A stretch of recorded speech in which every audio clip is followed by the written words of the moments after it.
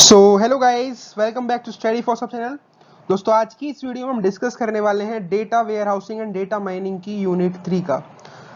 इस वीडियो के अंदर हम सारे के सारे इंपॉर्टेंट क्वेश्चंस पढ़ेंगे, डिटेल्ड आंसर्स पढ़ेंगे जो कि एग्जाम पॉइंट ऑफ व्यू से आपके लिए बहुत ज़्यादा इंपॉर्टेंट होने वाली हैं। इसलिए वीडियो को एंड तक ज़रूर देखिएगा, ठीक है गाइस। और वीडियो शुरू करने से पहले मैं आप लोगों से रिक्वेस्ट करूंगा कि प्लीज़ चैनल को सब्सक्राइब करिएगा, क्योंकि सब्सक्राइबर्स बहुत ज़रूरी हैं। चलिए शुरू करते हैं। तो सबसे पहला क्वेश्चन हमारे पास आता है कि हम डेटा माइनिंग पढ़ रहे हैं, तो सबसे पहले हम समझते हैं कि डेटा है क्या। तो data refers to raw unprocessed facts figures, यानी कि डेटा क्या है। डेटा एक अनप्रोसेस्ड फैक्ट्स फिगर्स का एक क्या है, सीरीज है। Data refers to raw unprocessed fact, यानी कि रॉ और अनप्रोसेस्ड फैक्ट्स होते हैं डेटा के अंदर, फिगर्स होते हैं, सिंबल्स होते हैं, या फिर हम कह सकते हैं ऑब्जर्वेशन होती है जिसके अंदर काफी सारे एट्रीब्यूट्स होते हैं और प्रॉपर्टीज होती हैं। लेकिन क्या होता है डेटा के अंदर, इसके अंदर कोई मीनिंग नहीं होता है, इसके अंदर कॉन्टेक्स्ट नहीं होता है कोई भी, और इसके अंदर कोई भी अपना इंटरप्रिटेशन नहीं होता है अपना खुद का। तो डेटा क्या है, यानी कि एक रॉ फैक्ट्स एंड फिगर्स।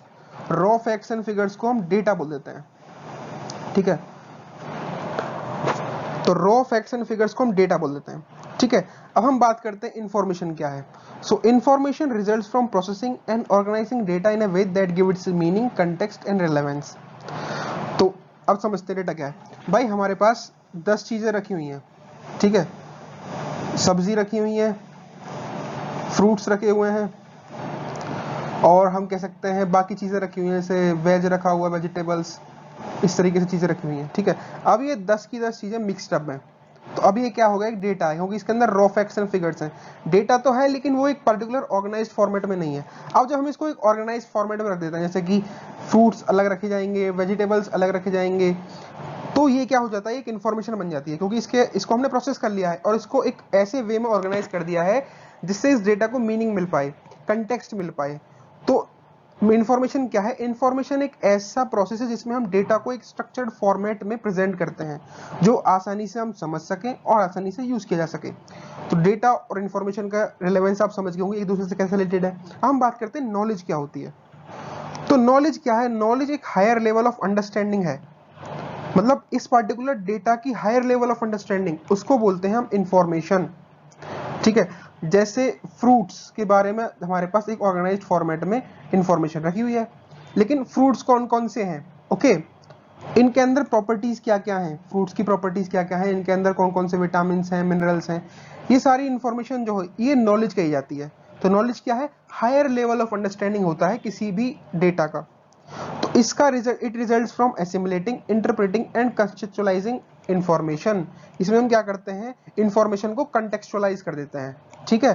तो नॉलेज हमको हेल्प करता है पैटर्न्स को रिकॉग्नाइज करने में, रिलेशनशिप्स को रिकॉग्नाइज करने में, और कनेक्शंस को रिकॉग्नाइज करने में, यानी कि दो डेटा सेट्स के बीच में क्या कनेक्शन है, क्या रिलेशनशिप है, और कैसा डेटा सेट, किस पैटर्न में हमारा डेटा सेट ऑकर हो रहा है बार बार।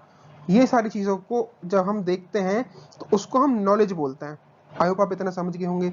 बात करूं यार नोट्स की, तो नोट्स के लिए आप स्क्रीनशॉट ले सकते हैं, और या फिर अगर आपको पीडीएफ चाहिए तो प्लीज कमेंट करके जरूर बताएं कि पीडीएफ चाहिए हमको, या फिर आप व्हाट्सएप चैनल ज्वाइन कर सकते हैं। मेरा व्हाट्सएप चैनल का लिंक डिस्क्रिप्शन में मिल जाएगा आपको, तो आप वहां से ज्वाइन कर सकते हैं। वहां पर आपको सारे के सारे नोट्स मिल जाएंगे, ठीक है गाइस। चलिए बढ़ते हैं दूसरे क्वेश्चन की तरफ। दूसरा क्वेश्चन है कि डेटा माइनिंग क्या होता है और उसके की फीचर्स क्या हैं, ठीक है। डेटा माइनिंग क्या है, डेटा माइनिंग ऐसा प्रोसेस है जिसमें हम वेरिएबल पैटर्न्स को एक्सट्रैक्ट करते हैं, रिलेशनशिप्स को एक्सट्रैक्ट करते हैं, एनोमलीज को एक्सट्रैक्ट करते हैं फ्रॉम लार्ज डेटा सेट। यानी कि हमारे पास बहुत बड़ा डेटा सेट दे रखा है, अब उसके अंदर से हमको कुछ पर्टिकुलर इंफॉर्मेशन निकालनी है, तो उस process of extracting the information को हम बोलते हैं डेटा माइनिंग। यानी डेटा माइनिंग क्या है, it is the process of extracting valuable patterns, relationships and anomalies from large data set. यानी कि हम कह सकते हैं एक पार्टिकुलर डेटा सेट के अंदर से हम वैल्यूएबल पैटर्न्स निकालेंगे, उसके अंदर पर्टिकुलर रिलेशनशिप्स जो है डेटा के अंदर उनको निकालेंगे, और एनोमलीज निकालेंगे। अब इसके की फीचर्स की बात करते हैं। तो डेटा माइनिंग के अंदर पहला फीचर होता है कि इसके अंदर ऑटोमेटिक पैटर्न डिस्कवरी होती है, यानी कि ये आइडेंटिफाई कर सकता है पैटर्न और ट्रेंड्स को बिना ह्यूमन इंटरवेंशन के, ठीक है। दूसरा इसका की फीचर क्या है, इसके अंदर प्रिडिक्शन और फोरकास्टिंग होती है। ये हिस्टोरिकल डेटा, जो डेटा पास्ट में हो चुका है, उसके बेसिस पे फ्यूचर के ट्रेंड्स को प्रेडिक्ट कर सकता है, और उनसे जो रिजल्ट आने वाला है, यानी कि आउटकम आने वाला है, उनको भी प्रेडिक्ट कर सकता है। तो दूसरा की फीचर ये होगा। तीसरा क्लासिफिकेशन, यानी कि डेटा माइनिंग में हम एक डेटा को प्रीडिफाइंड क्लास के अंदर कैटेगराइज कर देते हैं, ठीक है। So categorising data into predefined classes is known as classification. चौथा की फीचर है इसका क्लस्टरिंग, यानी कि सिमिलर डेटा को हम क्या कर देते हैं, एक पर्टिकुलर ग्रुप्स में डिवाइड कर देते हैं, तो उसको क्या बोलते हैं, यानी कि ग्रुपिंग सिमिलर डेटा या similar objects together is known as clustering. हम बात करते हैं इसके चौथा फीचर जो है, सॉरी पांचवा फीचर जो है, एसोसिएशन रूल्स, यानी कि क्या रिलेशनशिप है between variables of a data. Anomaly detection मतलब आइडेंटिफाइंग अनयूजुअल और इंटरेस्टिंग डेटा रिकॉर्ड्स। इसमें हम क्या करते हैं, इंटरेस्टिंग और आइडेंटिफाइंग अनयूजुअल डेटा रिकॉर्ड्स को हम करते हैं एनोमली डिटेक्शन के अंदर। सातवां इसका की फीचर है सीक्वेंशियल पैटर्न, यानी कि सीक्वेंशियल पैटर्न हम क्या डिफाइन रिकॉग्नाइज करते हैं, कैसे ऑर्डर में इवेंट्स हो रहे हैं, इसको हम सीक्वेंशियल पैटर्न के अंदर क्या करते हैं भाई, रिकॉग्नाइज करते हैं। ओके, तो आपको ये सारे के सारे फीचर्स आपको याद करके जाने हैं। आठवां फीचर है data cleaning and pre processing, preparing data by handling missing values and inconsistencies, यानी कि डेटा के अंदर से कोई भी फालतू की चीजें हैं उनको निकाल के फेंकना, या उसके अंदर कोई इनकंसिस्टेंसीज हैं उनको भी इंप्रूव करना, मिसिंग वैल्यूज को हैंडल करना, ये इसका फीचर होता है डेटा माइनिंग का। अगला फीचर है scalability, handling large volumes of data efficiently, यानी कि हमारे पास बहुत सारा डेटा है और उसको हम एफिशिएंटली हैंडल कर सकते हैं डेटा माइनिंग की वजह से। अगला है विजुअलाइजेशन, यानी कि डेटा को हम विजुअली रिप्रेजेंट करते हैं ताकि उसको इजीली हम इंटरप्रेट कर पाएं या इजीली उसको समझ पाएं, ठीक है, विजुअलाइजेशन होगा। अगला है इसका इंटीग्रेशन विद डेटाबेसेस, यानी कि हम इंटीग्रेट कर देते हैं काफी सारे डीबीएमएस और डेटा वेयरहाउसेस को एक पर्टिकुलर इंफॉर्मेशन निकालने के लिए। अगला है इंटरैक्टिविटी, यानी कि हम इंटरैक्टिव टूल्स प्रोवाइड करते हैं ताकि हम डायनामिक डेटा एक्सप्लोरेशन कर पाएं। अगला फीचर है परफॉर्मेंस एंड एफिशिएंसी, तो हम क्या इसमें क्या इंश्योर करते हैं, टाइम एफिशिएंट डेटा एनालिसिस करते हैं डेटा माइनिंग के अंदर। अगला है हमारे पास support for different types of data, यानी कि स्ट्रक्चर्ड डेटा को भी हैंडल कर सकते हैं, सेमी स्ट्रक्चर्ड को भी हैंडल कर सकते हैं, अनस्ट्रक्चर्ड को भी हैंडल कर सकते हैं। तो ये क्या है हमारे, ये डेटा माइनिंग के की फीचर्स हैं। मतलब इसके अंदर ऑटोमेटिक पैटर्न डिस्कवरी होती है, ये प्रेडिक्शन और फोरकास्टिंग कर सकता है, इसके अंदर हम क्लासिफिकेशन कर सकते हैं। क्लासिफिकेशन मतलब डेटा को एक पर्टिकुलर क्लास के फॉर्मेट में डिफाइन कर सकते हैं। क्लस्टरिंग मतलब सिमिलर ऑब्जेक्ट्स जो हैं उनको हम एक पर्टिकुलर ग्रुप में क्या कर सकते हैं, साथ ला सकते हैं। अगले है एसोसिएशन रूल्स, फिर होता है anomaly detection, sequential patterns, data cleaning and pre processing. आप इनको याद कर सकते हैं आसानी से। अब बढ़ते हैं दूसरे क्वेश्चन की तरफ। दूसरा क्वेश्चन क्या है कि मेजर इश्यूज कौन कौन से हैं डेटा माइनिंग के अंदर, ये इंपॉर्टेंट है कि मेजर इश्यूज कौन कौन से हैं डेटा माइनिंग के अंदर।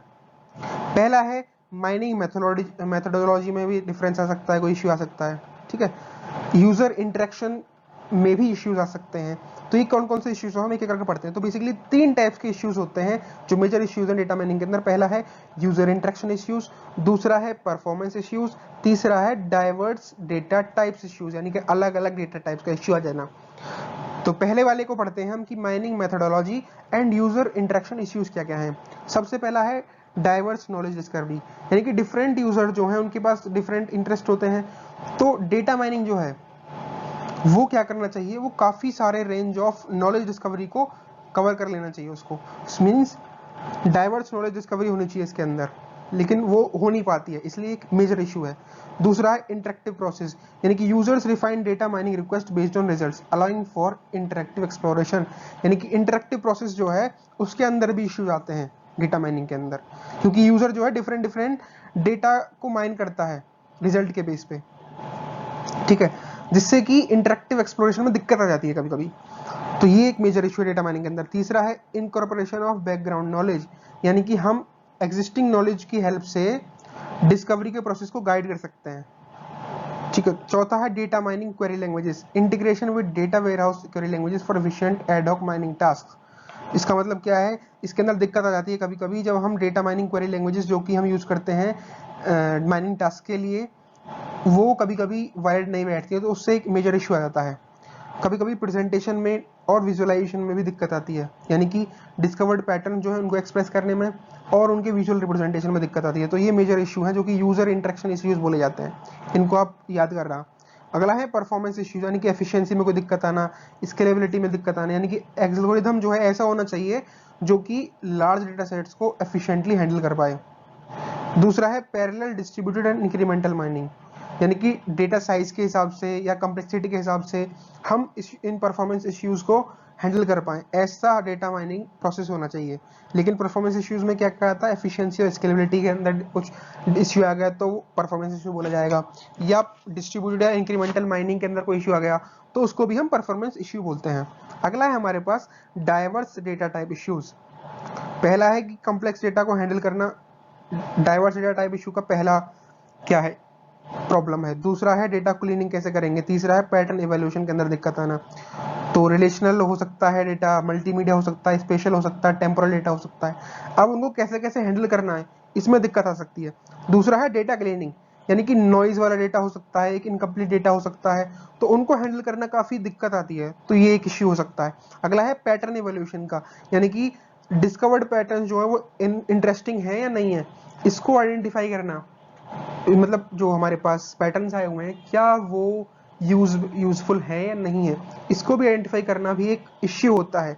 तो ये डाइवर्स डेटा टाइप इश्यू कहा जाता है। तो आपके पास 3 इश्यू होते हैं मोटे मोटे। यूजर इंटरेक्शन इश्यू, यानी कि यूजर जब डेटा माइनिंग करता है तो उसके इंटरेक्शन से जो इश्यूज पैदा हो सकते हैं, जैसे कि diverse knowledge discovery, interactive process के दौरान कोई इश्यू आ गया, कि डेटा माइनिंग की क्वेरी लैंग्वेजेस की वजह से कोई इश्यू आ जाता है, प्रेजेंटेशन और विजुअलाइजेशन ढंग से नहीं हो पाएगा तो उससे इश्यू आ जाएगा। अगला है परफॉर्मेंस इश्यू, यानी कि एफिशिएंसी में डिक्रीमेंट होना, स्केलेबिलिटी नहीं हो पाना। अगला है डाइवर्स डेटा टाइप इश्यू, यानी कि कॉम्प्लेक्स डेटा को कैसे हैंडल करना है, डेटा को क्लीन कैसे करना है, डेटा की क्लीनिंग में दिक्कत आ सकती है, पैटर्न के इवैल्यूएशन में दिक्कत आ सकती है। तो अब ये सारे जो हमने इश्यूज बताए हैं इनको स्क्रीनशॉट ले सकते हैं अगर आपको नोट्स की वजह से, वरना तो आप यार चैनल से, व्हाट्सएप चैनल से ले सकते हैं, क्योंकि उसका लिंक डिस्क्रिप्शन बॉक्स में है। और अगर आपने लास्ट 2 यूनिट्स को नहीं देखा है तो लिंक डिस्क्रिप्शन बॉक्स में, वहां से जाके देख सकते हैं। ठीक है, ऑल्सो प्लीज सब्सक्राइब। ठीक है, बढ़ते हैं अगले क्वेश्चन की तरफ। अगला क्वेश्चन है कि डेटा माइनिंग क्या है और नॉलेज एक्सट्रैक्शन प्रोसेस क्या होता है। तो एक ऐसा प्रोसेस जिसके अंदर से हम यूजफुल डेटा डेटाबेसिस के अंदर से निकालते हैं, उस प्रोसेस को बोलते हैं नॉलेज एक्सट्रैक्शन प्रोसेस, यानी कि NEP तो नॉलेज एक्सट्रैक्शन प्रोसेस क्या है, एक पार्टिकुलर डेटा सेट है हमारे पास बहुत बड़ा, ठीक है, उसके अंदर से हम जब यूजफुल इंफॉर्मेशन को एक्सट्रैक्ट करते हैं तो इस प्रोसेस को बोलते हैं हम नॉलेज एक्सट्रैक्शन प्रोसेस या डेटा माइनिंग। तो ये प्रोसेस काफी सारे स्टेप्स में होता है। पहला स्टेप क्या है, डेटा क्लीनिंग। पहले स्टेप डेटा क्लीनिंग होता है, इसके अंदर क्या होता है, हम नॉइसी और इरेलेवेंट डेटा को रिमूव कर देते हैं। दूसरा, मिसिंग वैल्यूज को हैंडल करते हैं। तीसरा, डिटेक्ट करते हैं डेटा को कि उसके अंदर कोई प्रॉब्लम नहीं है, और उसके बाद करेक्ट करते हैं उस डेटा की प्रॉब्लम्स को। चौथा है transform data into consistent format. तो डेटा क्लीनिंग के अंदर बेसिकली 4 चीजें कर रहे होते हैं। पहला तो अगर नॉइजी डेटा है तो उसको रिमूव करेंगे, इरेलेवेंट डेटा है उसको रिमूव करेंगे, मिसिंग वैल्यूज को हैंडल करेंगे, अगर कोई वैल्यू मिसिंग है तो उसको करेक्ट करेंगे, फिर ट्रांसफॉर्म करेंगे डेटा को एक कंसिस्टेंट फॉर्मेट में। ठीक है, तो डेटा क्लीनिंग का प्रोसेस होगा। दूसरा प्रोसेस है डेटा इंटीग्रेशन, यानी कि मल्टीपल सोर्सेज से जो डेटा है उसको एक फॉर्मेट के अंदर क्या करेंगे, हम कंबाइन करेंगे। और इसके लिए कौन कौन से टूल्स का यूज करेंगे, डेटा माइग्रेशन टूल्स का, सिंक्रोनाइजेशन का, या एक्सट्रैक्ट लोड ट्रांसफॉर्मेशन प्रोसेस का। ये डेटा इंटीग्रेशन होता है दूसरे प्रोसेस के अंदर। तीसरा है डेटा का सिलेक्शन। तो अब हम ये डिसाइड करेंगे कि कौन सा डेटा रिलेवेंट है एनालिसिस के लिए।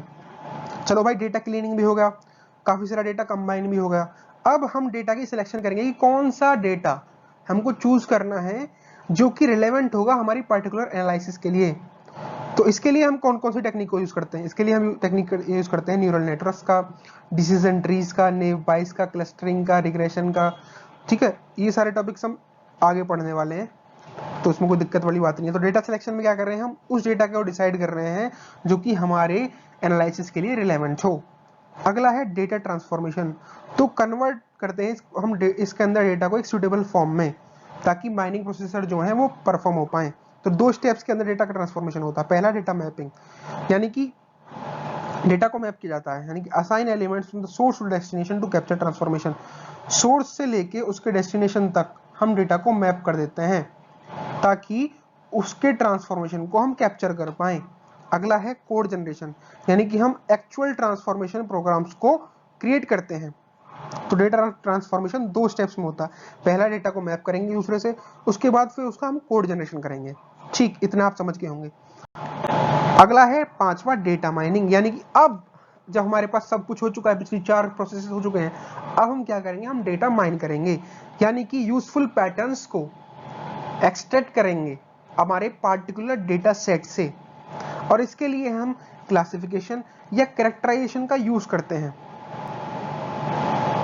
ठीक है, तो डेटा माइनिंग में क्या करते हैं, हम ऐसी टेक्निक्स को अप्लाई करेंगे जो पोटेंशियली यूजफुल पैटर्न्स को एक टास्क रिलेवेंट डेटा से एक्सट्रैक्ट कर पाए। इसके लिए हम क्लासिफिकेशन या कैरेक्टराइजेशन का यूज करते हैं to decide the purpose of the model.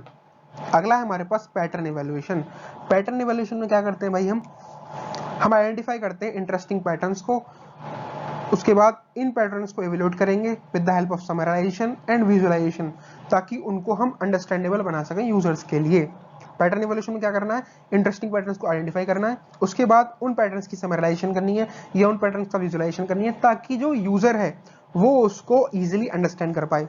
अगला है नॉलेज रिप्रेजेंटेशन, यानी कि अब जाके हम जो रिजल्ट्स हैं उनको प्रेजेंट कर सकते हैं एक मीनिंगफुल वे में, ताकि जो एनालिसिस कर रहा है बंदा वो प्रॉपर डिसीजन ले पाए या प्रॉपर डिसीजन मेकिंग में हेल्प करेगा वो। तो ये इसका डायग्राम है। सबसे पहला प्रोसेस, हमारे पास बहुत सारा डेटाबेस है, उसके अंदर डेटा क्लीनिंग हुई। डेटा क्लीनिंग के दौरान क्या हुआ भाई, जो हमारे पास इररिलेवेंट डेटा था, मिसिंग वैल्यूज थे, उनको हैंडल कर लिया गया। उसके बाद उनको करेक्ट करके हम दूसरे प्रोसेस की तरफ जाते हैं, जिसमें क्या करते हैं, हम डेटा का सिलेक्शन करते हैं। मतलब एक पार्टिकुलर डेटा को ही यूज करेंगे, डेटा सिलेक्शन करने, डेटा को पार्टिकुलर यूज करेंगे, फिर उसके बाद डेटा ट्रांसफॉर्मेशन करते हैं। ठीक है, उसके बाद डेटा माइनिंग करते हैं, फिर पैटर्न का इवैल्यूएशन करते हैं, फिर नॉलेज रिप्रेजेंटेशन करते हैं। तो ये इस फॉर्मेट में चलता है। ठीक है, तो आप ये जो डायग्राम है इसको बना के आइएगा एग्जाम में। अगर आपको अच्छे मार्क्स चाहिए तो यार हर क्वेश्चन के साथ ना डायग्राम बना दिया करो, अगर नेसेसरी है तो आपको लगता है कि इसका डायग्राम हम बना सकते हैं तो बना के आया करो, तो आपके लिए एक प्लस पॉइंट हो जाता है। ठीक है, बढ़ते हैं दूसरे क्वेश्चन की तरफ। दूसरा क्वेश्चन है हमारे पास कि classification of data mining. Data mining को हम कितने पार्ट्स में क्लासिफाई कर सकते हैं, तो हम बेसिकली कई सारे टाइप्स में डेटा माइनिंग को क्लासिफाई करते हैं, उसमें से कुछ जो है हम पढ़ रहे हैं। तो classification based on the mind database, पहला क्लासिफिकेशन होता है माइंड डेटाबेस के ऊपर, यानी कि based on the mind database, जो डेटाबेस हम माइंड कर चुके हैं उसके ऊपर हम क्लासिफाई करते हैं डेटा माइनिंग को। तो उसके अंदर रिलेशनल डेटाबेस माइनिंग होती है, जिसमें हम डेटा को एनालाइज करते हैं रिलेशनल डेटाबेसेस से। दूसरी है ट्रांजैक्शनल डेटाबेस माइनिंग, यानी कि ट्रांजैक्शनल डेटा के ऊपर जो हमने माइनिंग की है उसको हम ट्रांजैक्शनल डेटाबेस माइनिंग बोलते हैं। तीसरा टाइप होता है इसका ऑब्जेक्ट रिलेशनल डेटाबेस माइनिंग, यानी कि ऑब्जेक्ट ओरिएंटेड और रिलेशनल डेटाबेस को कंबाइन करके जो हम माइनिंग कर रहे हैं उसको हम बोलते हैं ऑब्जेक्ट रिलेशनल डेटाबेस माइनिंग। अगला है डेटा वेयरहाउस माइनिंग, यानी कि एक्सट्रैक्ट करते हैं हम insights from the data warehouse. ठीक, तो आप इतना समझ गए होंगे कि क्लासिफिकेशन ऑफ डेटा माइनिंग कैसे करते हैं। तो पहला क्लासिफिकेशन है माइंड डेटाबेस के ऊपर, दूसरा है माइंड नॉलेज, क्या टाइप ऑफ माइंड नॉलेज के बेसिस पे, तीसरा है टेक्निक्स यूटिलाइज के बेसिस पे। ठीक है, हमने पहला पढ़ लिया है जिसके अंदर 4 वेज में हम क्लासिफाई करते हैं, एक रिलेशनल डेटाबेस माइनिंग, दूसरा है ट्रांजैक्शनल डेटाबेस माइनिंग, तीसरा ऑब्जेक्ट रिलेशनल डेटाबेस माइनिंग, चौथा डेटा वेयरहाउस माइनिंग। ठीक है, ये जो सब्जेक्ट है ना यार, आप ये थ्योरेटिकल सब्जेक्ट है तो आपको सारी चीजें ना याद करनी पड़ेंगी, जो कि बहुत ज्यादा जरूरी है। अगला है हमारे पास, और नोट्स यार प्रॉपर है ये, इनको आप अपने एग्जाम पॉइंट ऑफ व्यू से बहुत इंपॉर्टेंट नोट्स हैं ये, तो इनको जरूर पढ़िएगा एग्जाम देने से पहले, आपके लिए बहुत काम आएंगे। अगला है classification based on the type of mind knowledge.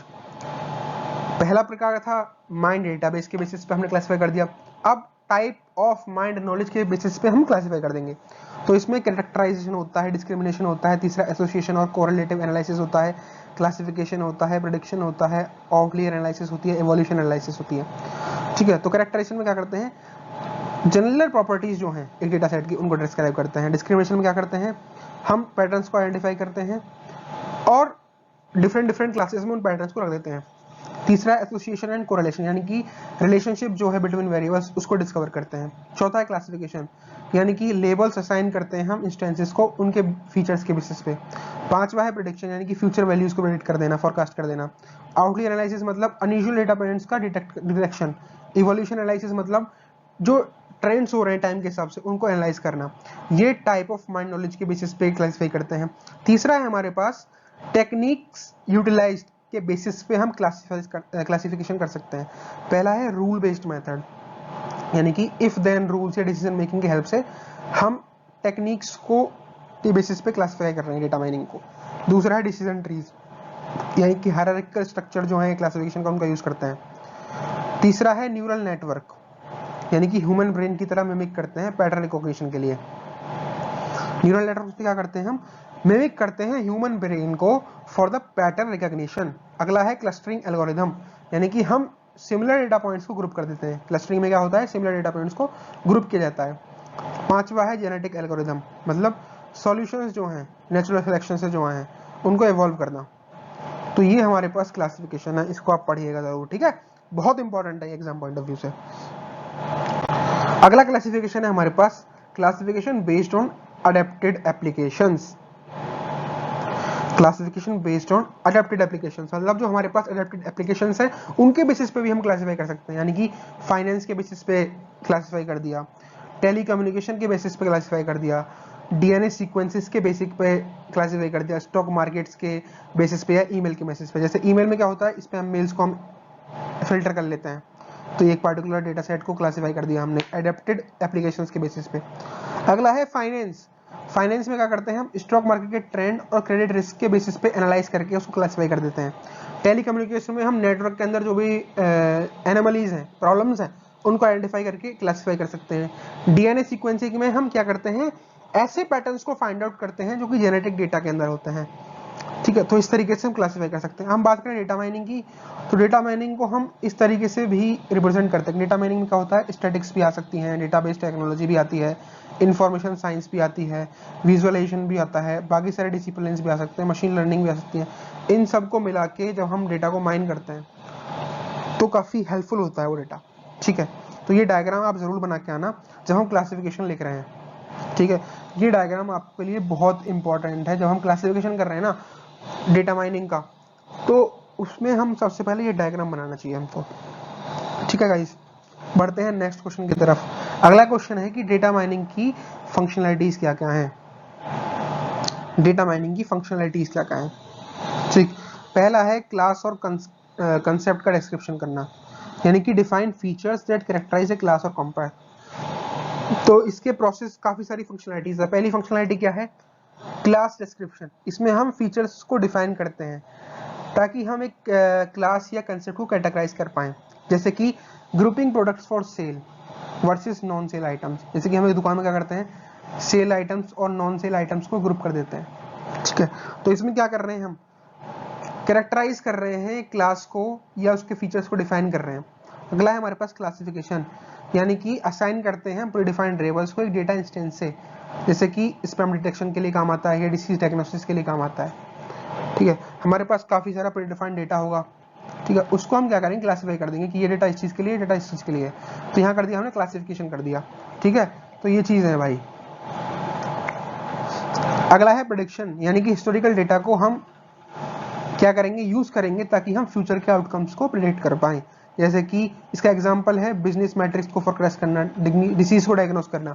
Disease को डायग्नोस करने में भी हम ऐसे करते हैं ना कि हमारे पास जो हिस्टोरिकल डेटा आया, हमारे बॉडी के अंदर से जो एक्सरे निकाले गए हैं, उसके हिसाब से जो डेटा आया है उसका यूज करके हम फ्यूचर में क्या दिक्कत हो सकती है उनको प्रेडिक्ट कर सकते हैं। अगला है हमारे पास एसोसिएशन एनालिसिस, जिसमें हम रिलेशनशिप्स बिटवीन आइटम्स को आइडेंटिफाई करते हैं और ये यूज होता है मार्केट बेस्केट एनालिसिस के अंदर। अगला है हमारे पास क्लस्टर एनालिसिस। क्लस्टर एनालिसिस में क्या करते हैं हम, सिमिलर डेटा के इंस्टेंसेस जो हैं उनको एक साथ ग्रुप करते हैं और नेचुरल ग्रुपिंग को डिस्कवर करते हैं एक डेटा के अंदर।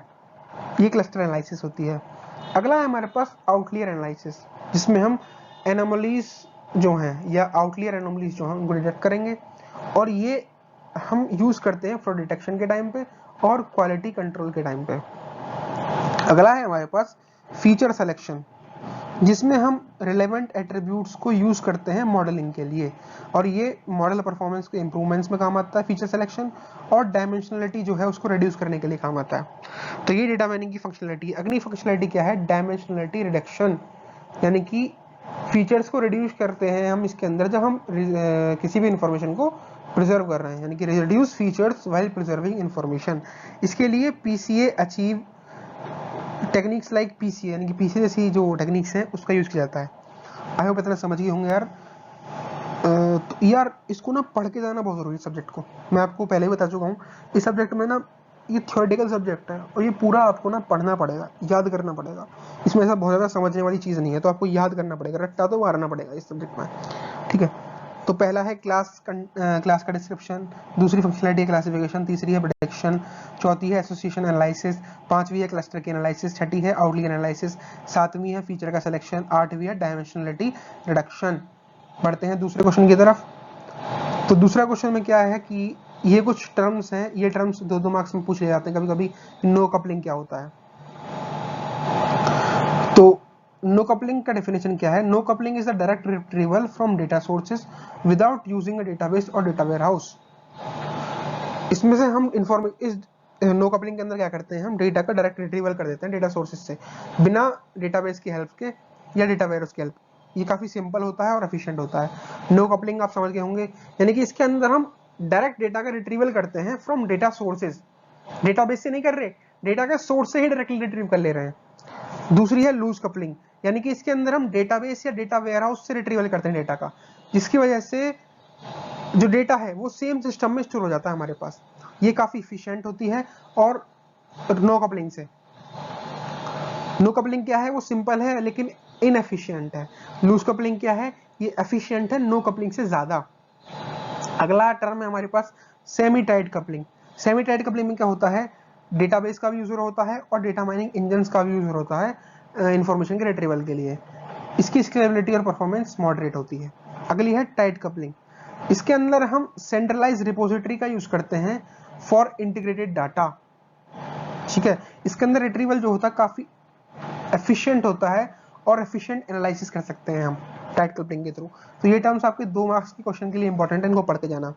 अगला है हमारे पास डिफरेंट फॉर्म्स कौन कौन से हैं डेटा प्रोसेसिंग के, इसको हम पढ़ेंगे, ये इंपॉर्टेंट क्वेश्चन है।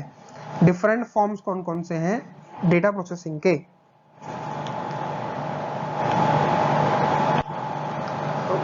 पहला प्रोसेस है बैच प्रोसेसिंग। इसके अंदर हम डेटा को टाइम के हिसाब से कलेक्ट करते हैं और लार्ज वॉल्यूम से प्रोसेस करते हैं। पहली बैच प्रोसेस क्या है, data is collected over time and processed in large volume. Batch process में डेटा ओवर टाइम कलेक्टेड होता है और प्रोसेस होता है लार्ज वॉल्यूम्स में। इसके अंदर डेटा को हम एग्जीक्यूट करते हैं एज ए बैच और ग्रुप। ये नॉन रियल टाइम टास्क के लिए यूज किया जाता है, जैसे कि डेटा बैकअप्स या रिपोर्ट जनरेशन के जब कर रहे होंगे हम, तब बैच प्रोसेसिंग का यूज करते हैं। दूसरी फॉर्म होती है डेटा प्रोसेसिंग की real time processing. Batch processing में नॉन रियल टाइम टास्क का प्रोसेसिंग कर रहे होते हैं, इसमें हम रियल टाइम टास्क का प्रोसेस करते हैं, यानी कि इसके अंदर इमीडिएट हैंडलिंग होती है डेटा की, जैसे ही वो जनरेट हुआ या रिसीव हुआ। बैच प्रोसेसिंग में क्या होता है, डेटा बहुत मतलब टाइम से कलेक्ट होता आ रहा है और उसको हम लार्ज वॉल्यूम से प्रोसेस कर रहे हैं। लेकिन रियल टाइम प्रोसेसिंग में क्या करते हैं, जैसे ही डेटा आएगा या जनरेट होगा या रिसीव होगा, तुरंत ही हम इसको इमीडिएटली हैंडल कर लेंगे।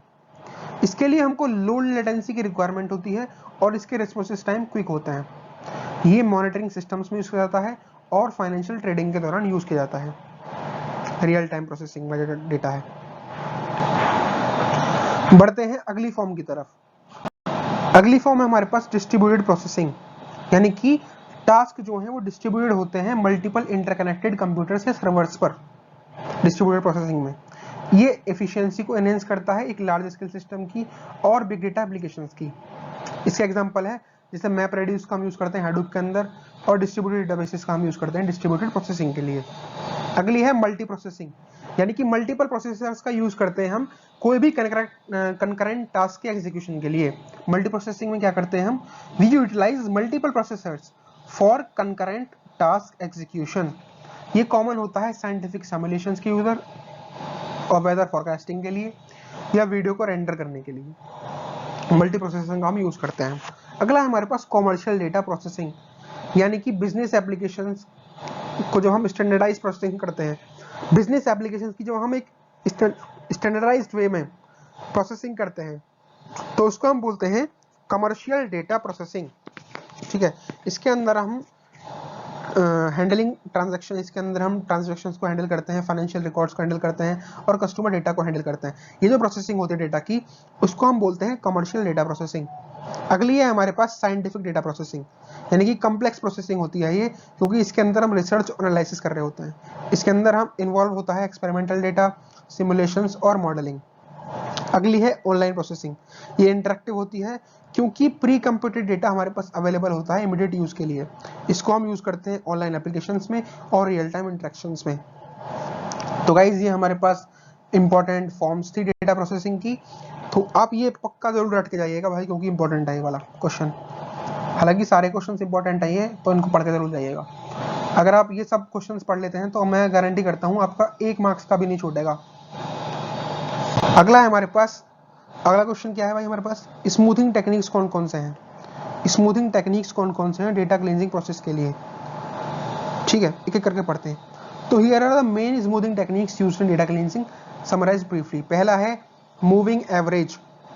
वो दो टाइप्स के होते हैं, एक होता है सिंपल मूविंग एवरेज, दूसरा है weighted moving average. Simple moving average में क्या करते हैं हम, एवरेज निकालते हैं लास्ट एंड डेटा पॉइंट्स का। वेटेड मूविंग एवरेज में क्या करते हैं हम, जो हमारा रिसेंट डेटा है उसको ज्यादा इंपॉर्टेंस देते हैं। दूसरा है हमारे पास एक्सपोनेंशियल स्मूथिंग।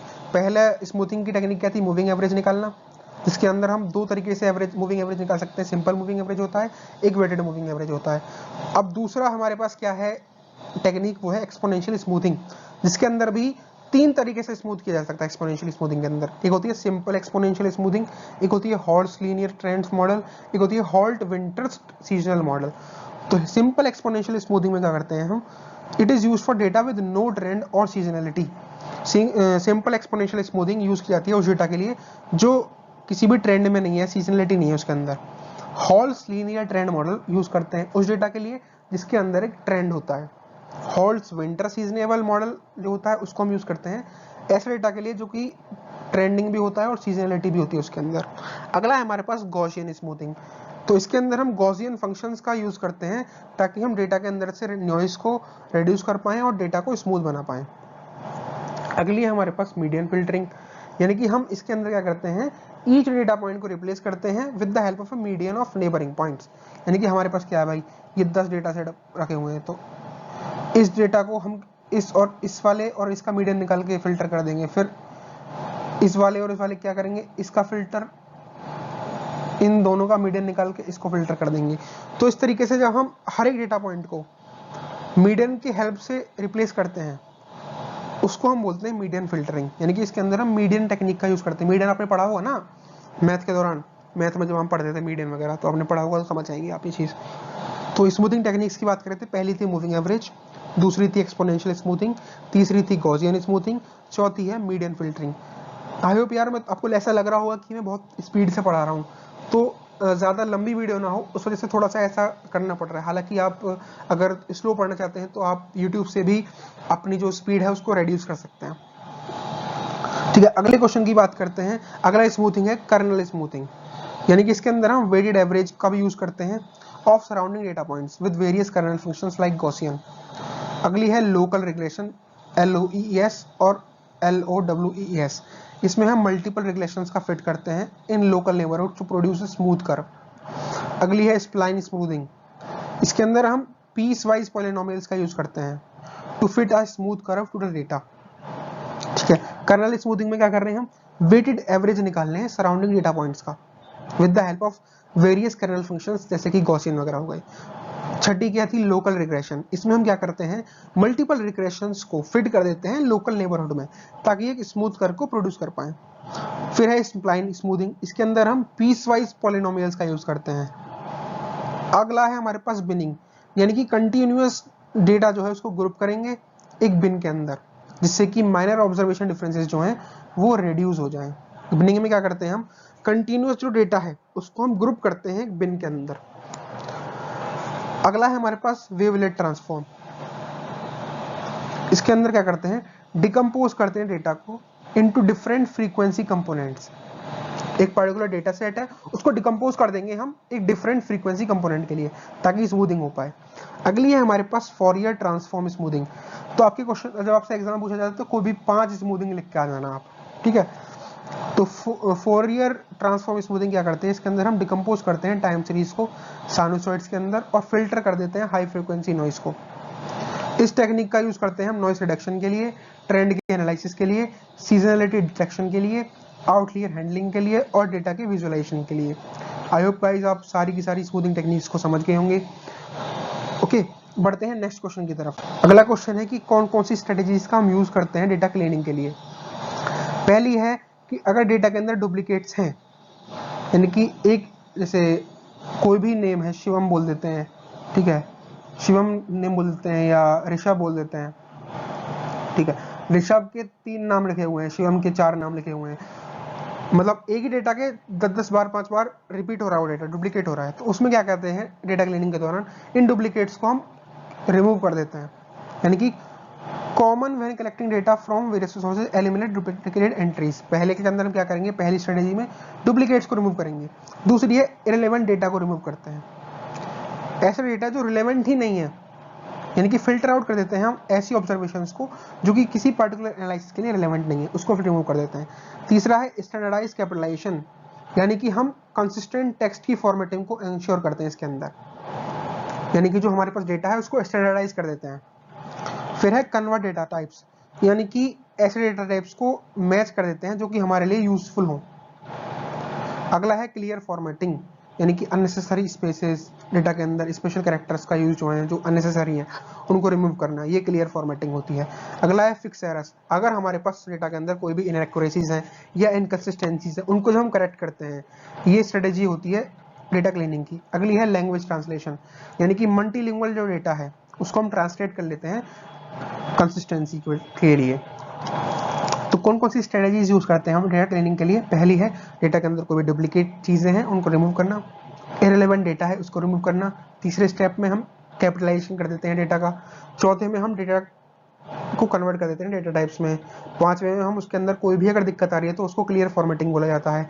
छठे स्टेप्स में हम एरर्स अगर आ रहे हैं तो उनको फिक्स करते हैं। सातवें स्टेप में हम जो हमारे पास पूरा डेटा है मल्टीलिंगुअल डेटा जो है उसको ट्रांसलेट कर देते हैं एक पर्टिकुलर लैंग्वेज में ताकि उसको हम कंसिस्टेंटली यूज कर पाए। ठीक है, तो ये स्ट्रेटेजीज थी जो हम यूज कर रहे थे कहाँ पर भाई,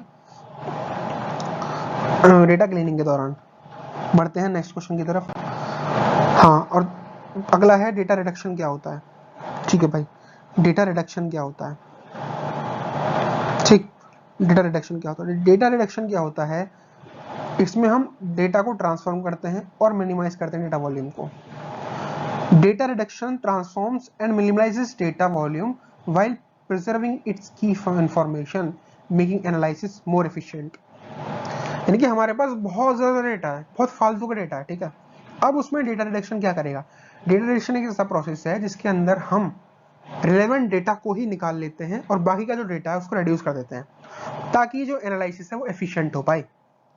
अब कौन कौन से मेथड्स यूज करते हैं हम डेटा रिडक्शन के लिए, उन मेथड्स को हम पढ़ेंगे। पहला मेथड है डायमेंशनलिटी रिडक्शन। डायमेंशनलिटी की रिडक्शन करते हैं, यानी कि बहुत सारी डायमेंशंस में हमारा डेटा है तो जो इरेलेवेंट डायमेंशंस हैं उनको हम रिड्यूस कर देंगे। तो इसके लिए हम तो डायमेंशनलिटी रिडक्शन में चार तरीके से हम डायमेंशनल रिडक्शन कर सकते हैं। एक होता है पीसीए मेथड, एक होता है एलडीए मेथड, एक होता है फैक्टर एनालिसिस मेथड या टीएसएनई के एसएनई फीचर के। तो पीसीए में क्या करते हैं हम डेटा को रिड्यूस कर देते हैं ऑर्थोगोनल कंपोनेंट्स में। एलडीए में क्या करते हैं डायमेंशंस को रिड्यूस करते हैं। फैक्टर एनालिसिस में क्या करते हैं हम मॉडल्स को ऑब्जर्व करते हैं with the help of potential factors. TSNE क्या करती है, ये स्ट्रक्चर को प्रिजर्व करती है ताकि हाई डायमेंशनल डेटा विजुअलाइजेशन हो पाए। अगला मेथड है हमारे पास न्यूमरोसिटी रिडक्शन। इसके अंदर हम रिग्रेशन मॉडल्स का यूज करते हैं, हिस्टोग्राम्स का यूज करते हैं, क्लस्टरिंग का यूज करते हैं, सैम्पलिंग का यूज करते हैं। रिग्रेशन मॉडल क्या होते हैं, एक ऐसे स्टैटिस्टिकल मॉडल्स जो कि डेटा अप्रोक्सीमेशन के लिए यूज किए जाते हैं। सॉरी, रिग्रेशन मॉडल्स क्या करते हैं, इसके अंदर हम यूज करते हैं स्टैटिस्टिकल मॉडल्स का फॉर डेटा अप्रोक्सीमेशन। अगले हैं हमारे पास हिस्टोग्राम्स। हिस्टोग्राम्स क्या होते हैं, डेटा को एग्रीगेट करते हैं हम बिन में। क्लस्टरिंग में सिमिलर डेटा को हम ग्रुप करते हैं। सैम्पलिंग में एक रिप्रेजेंटेटिव सबसेट ऑफ डेटा जो है उसको सिलेक्ट करते हैं। जैसे सैंपल होता है ना, आप दूध लेने जाओ तो उसका सैंपल मिलता है आपके लिए। सैंपल क्या है, उस पार्टिकुलर बड़े डेटा सेट का एक छोटा पार्ट है, सबसेट है, जिसके क्वालिटी चेक से हम इसकी क्वालिटी को चेक कर सकते हैं। अगला है डेटा कंप्रेशन। डेटा कंप्रेशन दो टाइप से होते हैं, एक होता है लॉसलेस कंप्रेशन, एक होता है लॉसी कंप्रेशन। तो लॉसलेस कंप्रेशन में हम क्या करते हैं, साइज को रिड्यूस करते हैं और इंफॉर्मेशन लूज नहीं होती है इसके अंदर, जैसे कि हफमैन कोडिंग। लॉसी कंप्रेशन में क्या करते हैं, साइज भी रिड्यूस होता है और कुछ इंफॉर्मेशन भी लॉस्ट हो जाती है, जैसे कि जेपीईजी। ठीक है, इतना आप समझ गए होंगे। फिर चौथा स्टेप है एग्रीगेशन। एग्रीगेशन भी दो टाइप से होता है, एक होती है एवरेजिंग वे से, एक होती है समराइजेशन वे से। एवरेजिंग में क्या करते हैं हम, तो हम ग्रुप्स जो हैं डेटा पॉइंट्स उनको रिप्लेस कर देते हैं with the help of their average. हमारे पास एक पार्टिकुलर ग्रुप है डेटा सेट्स का, उसका हम पूरा एवरेज निकाल लेंगे और उससे रिप्लेस कर देंगे। अगला है समराइजेशन। समराइजेशन में क्या कर रहे हैं, समरी स्टैटिस्टिक्स जैसे कि मीन और मीडियन जो है उनका यूज कर लेते हैं हम डेटा को एग्रीगेट करने के लिए। पांचवा है फीचर सिलेक्शन। इसके अंदर हम तीन तरीके के मेथड्स को यूज करते हैं। फिल्टर मेथड होता है, एक होता है रैपर मेथड, एक होता है एम्बेडेड मेथड। तो फिल्टर मेथड में क्या करते हैं, फीचर्स को इंडिपेंडेंटली इवेल्युएट करते हैं, जैसे कि चाई स्क्वायर टेस्ट। चाई स्क्वायर टेस्ट इसको पढ़ के जाइएगा एग्जाम के लिए। अगला है रैपर मेथड। इसके अंदर हम मॉडल जो है उनका यूज करते हैं ताकि हम बेस्ट फीचर सबसेट को आइडेंटिफाई कर पाएं, जैसे कि इसका एग्जांपल है recursive feature elimination. Embedded methods में हम सिलेक्शन परफॉर्म करते हैं ड्यूरिंग मॉडल ट्रेनिंग, जैसे कि लेसो इसका एग्जांपल है। सातवां चौथा टाइप हमारे पास डिस्क्रिटाइजेशन। इसके अंदर हम दो टेक्निक से यूज करते हैं, बिनिंग और डिसीजन ट्री बेस्ड डिस्क्रिटाइजेशन। तो बिनिंग में क्या करते हैं, हम कंटिन्यूअस डेटा को इंटरवल्स में डिवाइड कर देते हैं। डिसीजन ट्री बेस्ड डिस्क्रिटाइजेशन क्या करते हैं, हम ट्री का यूज करते हैं ताकि डेटा को स्प्लिट करा जा सके इंटरवल्स में। ठीक है, बेनिफिट्स क्या हैं डेटा रिडक्शन के। पहला, इससे एफिशिएंसी इंप्रूव होती है, स्टोरेज कॉस्ट लो हो जाती है, मॉडल परफॉर्मेंस एनहेंस हो जाती है, नॉइस रिडक्शन हो जाता है क्योंकि 11 डेटा जो है वो एलिमिनेट हो चुका है। ठीक, इतना आप समझ के होंगे। बढ़ते हैं नेक्स्ट क्वेश्चन की तरफ। अगला क्वेश्चन है कि डिफरेंस क्या है डायमेंशनलिटी रिडक्शन में और न्यूमरसिटी रिडक्शन में। ठीक है, डायमेंशनलिटी रिडक्शन में और न्यूमरसिटी रिडक्शन में डिफरेंस क्या है, ये डिफरेंस आ जाता है 5 नंबर में दिखता है। तो डायमेंशनलिटी रिडक्शन में क्या होता है, डेटा एनकोडिंग और डेटा ट्रांसफॉर्मेशन वो अप्लाई होते हैं ताकि हम रेड्यूस कर पाएं, कंप्रेस कर पाएं किसी भी ओरिजिनल डेटा को। ठीक है, पहला डिफरेंस तो ये होगा डायमेंशनलिटी रिडक्शन के लिए। तो डायमेंशनलिटी रिडक्शन के केस में क्या करते हैं, हम डेटा को ट्रांसफॉर्म करते हैं, एनकोड करते हैं उस डेटा पे अप्लाई करके जब हम डेटा को रेड्यूस करना चाह रहे हो या कंप्रेस करना चाह रहे हो ओरिजिनल डेटा से। तो डायमेंशनल रिडक्शन में क्या कर रहे हैं, हम एक ओरिजिनल डेटा के ऊपर हम डेटा ट्रांसफॉर्मेशन एनकोडिंग का यूज कर रहे हैं ताकि उसका रेड्यूस्ड या कंप्रेस्ड फॉर्म हमारे पास आ सके। बात करें न्यूमरसिटी रिडक्शन की, तो डेटा के वॉल्यूम को रिड्यूस करते हैं हम by choosing suitable alternative forms of data representation. तो न्यूमरसिटी रिडक्शन में क्या कर रहे हैं, हम डेटा के वॉल्यूम को रिड्यूस कर देते हैं। ठीक, डायमेंशनल रिडक्शन जो है हम यूज करते हैं फॉर रिमूविंग इररिलेवेंट और रिडंडेंट एट्रीब्यूट्स।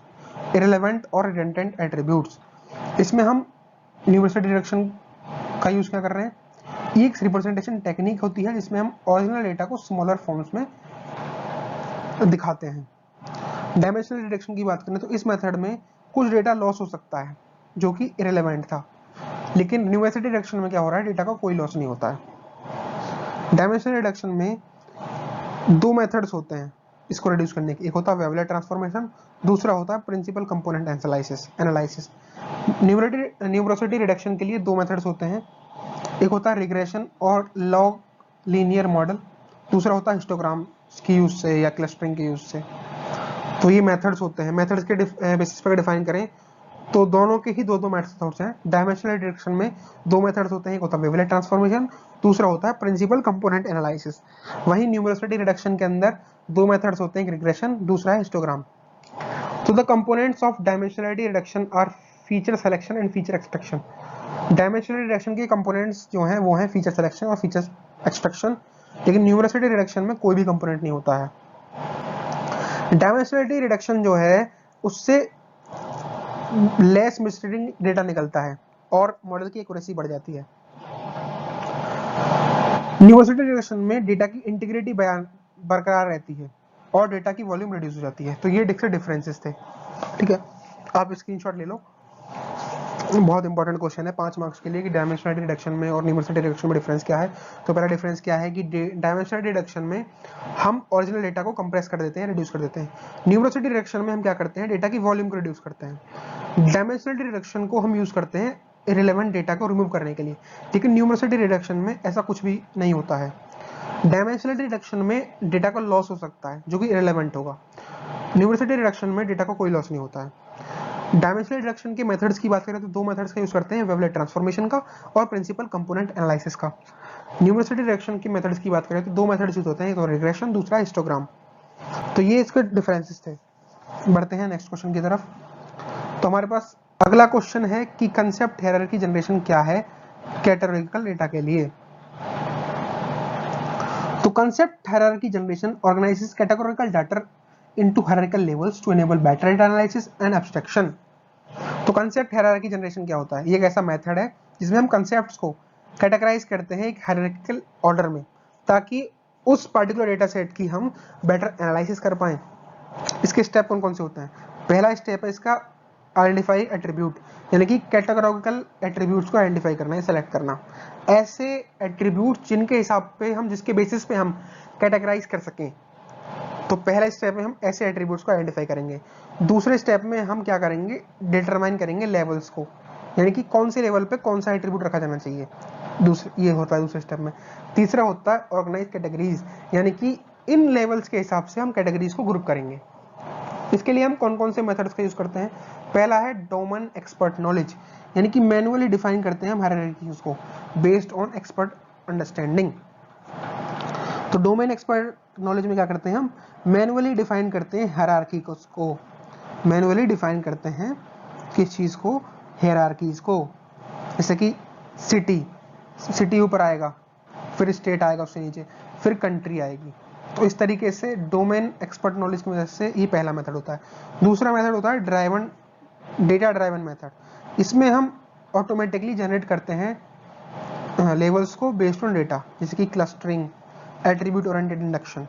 तीसरा है static and dynamic generation. Static में क्या होता है? प्री डिफाइंड और अनचेंजिंग हायरार्कीज होती हैं, जैसे कि डे पहले आएगा, फिर मंथ आएगा, फिर ईयर आएगा, ठीक है। डायनामिक में क्या होता है? Hierarchies that adapt to data needs, तो मतलब चेंज हो सकती है डायनामिक। अगला है रूल बेस्ड जनरेशन।